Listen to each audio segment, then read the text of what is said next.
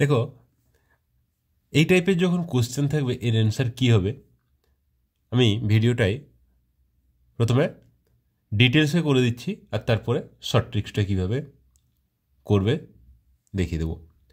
আমার ফার্স্ট কাজ হচ্ছে আমি এটাকে এক্স ধরে নিচ্ছি, এক্স ইকুয়াল টু এটা।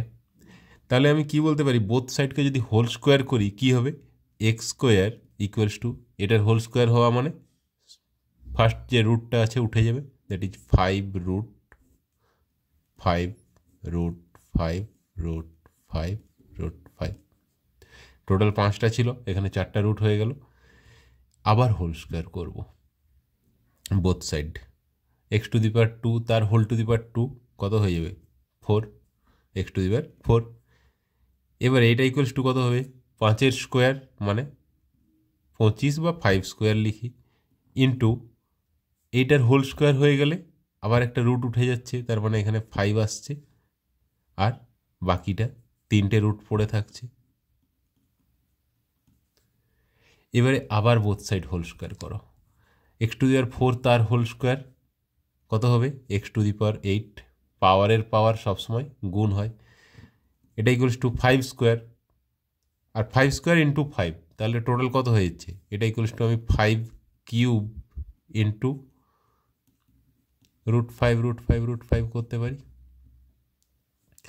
তাহলে x to the power 4 equals to 5 cube into এটা। দেখো এখান থেকে এটার পাওয়ারটা জাস্ট 1 কম আছে। এবারে x to the power 8 equals two কত হবে, এটার হোল স্কোয়ার, 5 কিউবের হোল স্কোয়ার মানে কত, 3 গুণিত 2, 5 কিউব তার হোল স্কোয়ার, এটা ইকুয়ালস টু কত, 5 টু দি পাওয়ার পাওয়ার গুণ হয়ে যায়, that is 5 to the power 6, into এটার হোল স্কোয়ার হয়ে গেলে আবার রুটটা একটা উঠে যাবে, তাহলে 5 রুট 5 রুট 5। এবারে এই 5টা এর সাথে গুণ করে দিলে আমি কি পাচ্ছি, যখন 5 টু দি পাওয়ার 6 ইন্টু 5 মানে 5 টু দি পাওয়ার 1 যোগ হয়ে যাবে, 6 প্লাস 1 7 হয়ে যাবে, into root 5 root 5। X to the power 8 equals to কী পেলাম, 5 to the power 7 root 5 root 5। দেখো এখানেও জাস্ট পাওয়ারটা 1 কম। এরপরে আবার হোল স্কোয়ার করলে কত হবে, এক্স টু দি পাওয়ার 8 তার হোল স্কোয়ার মানে এক্স টু দি পাওয়ার 16, এটা ইকুয়ালস টু হয়ে যাবে 5 টু দি পাওয়ার 7 তার হোল স্কোয়ার মানে 5 টু দি পাওয়ার 14, এটার হোল স্কোয়ার করলে 5 রুট 5। তাহলে এটা ইকুয়ালস টু কত পেলাম, 5 টু দি পাওয়ার 14 ইন্টু 5 মানে 5 to the power 15 into root 5।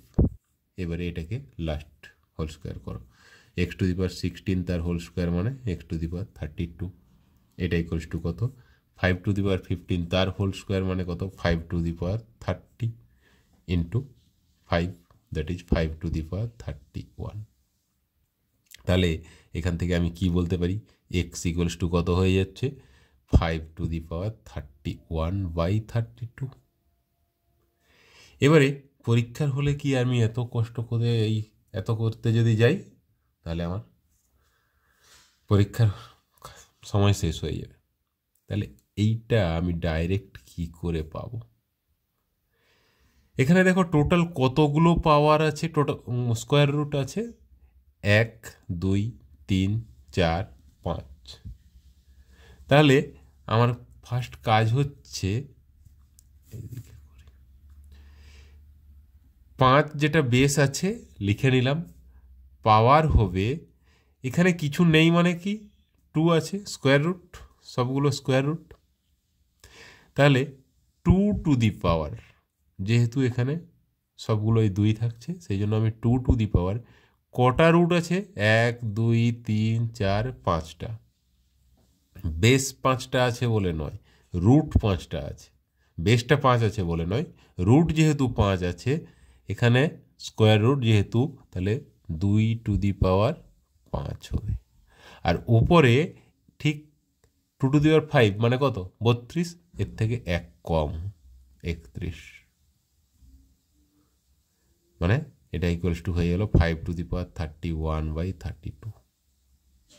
এই টাইপের যদি কোশ্চেন থাকে অপশান দেখবে, অপশানে যদি পরপর দুটো সংখ্যা উপর নিচ মানে নিচেরটার থেকে ওপরটা যদি এক কম হয় ওইটাকে আগে টার্গেট করে নিতে পারো, অ্যান্সার হয়ে যাবে। সবসময় নাও হতে পারে, একের দুইও থাকতে পারে, তো চেষ্টা করবে এইভাবে করে নেওয়ার। হ্যাঁ, তারপরেও যদি দেখো অপশানগুলো একটু 5 বা 5 টু দি পাওয়ার 30/31 এরকমও দিয়ে দিতে পারে, সেক্ষেত্রে একটু দেখে নেওয়াই ভালো। তো যদি এরকম ওই এক ডিফারেন্স কিছু না থেকে থাকে তখন এক ডিফারেন্সটাকে টার্গেট করে নেবে, দেখবে ওটাই অ্যান্সার হয়ে যাবে।